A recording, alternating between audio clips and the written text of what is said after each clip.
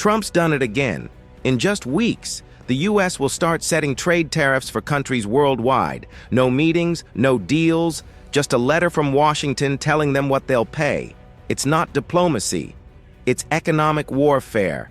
And the fallout? Massive. In a surprise move that has left allies confused, markets shaken, and critics fuming, former President Donald Trump has announced a drastic shift in America's trade strategy.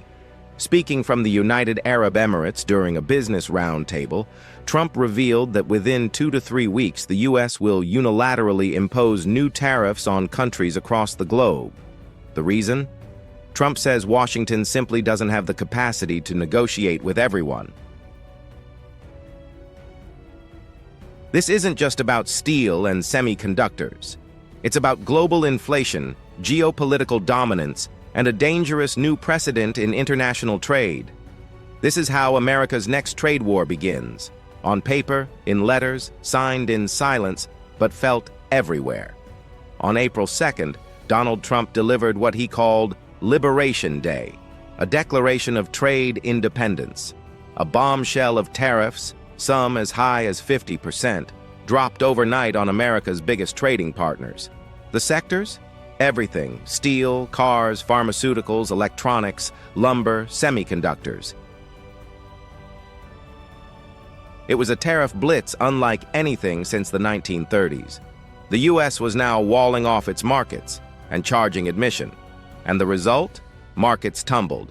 The S&P 500 lost 4% in a day. Global currencies whiplashed.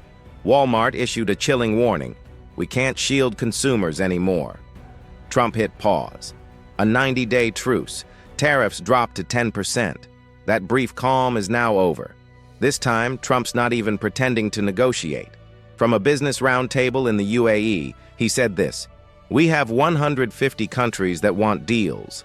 We don't have the capacity, so we'll send letters instead. They'll be fair, but they'll say what you'll pay to do business in the United States."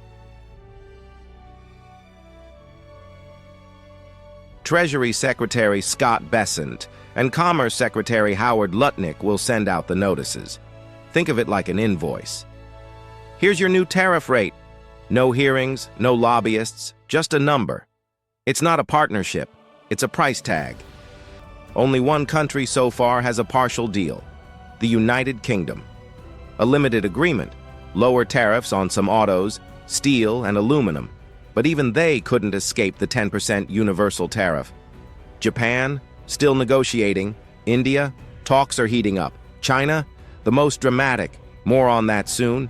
And the rest, Europe, Southeast Asia, Latin America, Africa, they've been told to wait, and now they'll be told what they owe.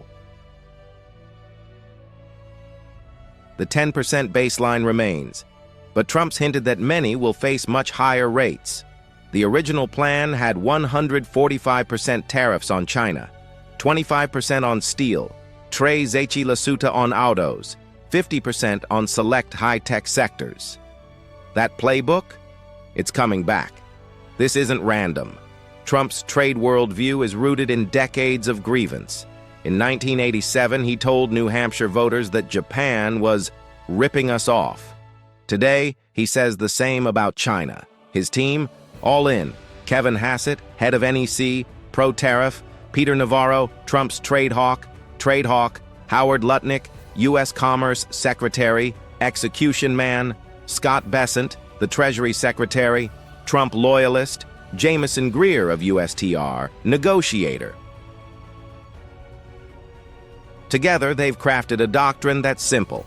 Tariffs are leverage. Tariffs are punishment. Tariffs are profit. They echo the same message: America first. Tariffs now. Deal later, maybe. One senior advisor said, "The U.S. economy is sick. Trump's putting it on life support and he's billing the world for the surgery." China responded immediately, "We will fight to the end."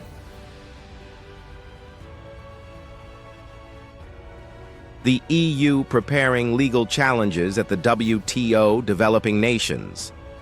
Panicking. Many depend on U.S. access for their survival.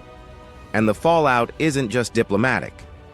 Walmart says it will raise prices on everything from groceries to electronics. Apple is being told to abandon India and move manufacturing back to the US. American companies don't know whether to reshuffle supply chains or wait it out. This is how tariffs spark inflation, disrupt production, hit consumers directly. The Trump White House is a feedback loop of chaos. Too many voices, no clarity. One insider said, "Whoever talks to Trump last wins the day." Mixed signals abound. Besant says one thing, Lutnick says another. Analysts can't price the risk, and markets hate uncertainty. Even Fed Chair Jerome Powell warned that the tariffs will spike inflation. Trump reportedly threatened to fire him. Not legal, but pure Trump. This isn't policy, it's personal. China has been both target and symbol in Trump's trade war. At the Geneva summit, Trump's team negotiated a truce. China drops tariffs from 125%, 10%. US drops from 145%, 30%. A 90-day pause on escalation. Trump called it a total reset. But China says it's too short. They want more time, more clarity, and less theater. Xi Jinping? Not even speaking directly to Trump. Instead, he's on a world tour presenting China as a more stable partner than America. This is now a battle of narratives. The letters are coming. But the questions are piling up. Will US allies retaliate? Will global inflation spike again? What happens when China's truce expires in August? Can the global economy withstand another trade shock? One thing is clear, Trump isn't backing down. Not when his campaign depends on America first. Not when the world still needs access to US markets. Love him or hate him, Trump has once again turned trade into a battlefield. And in this war, every country will have to choose.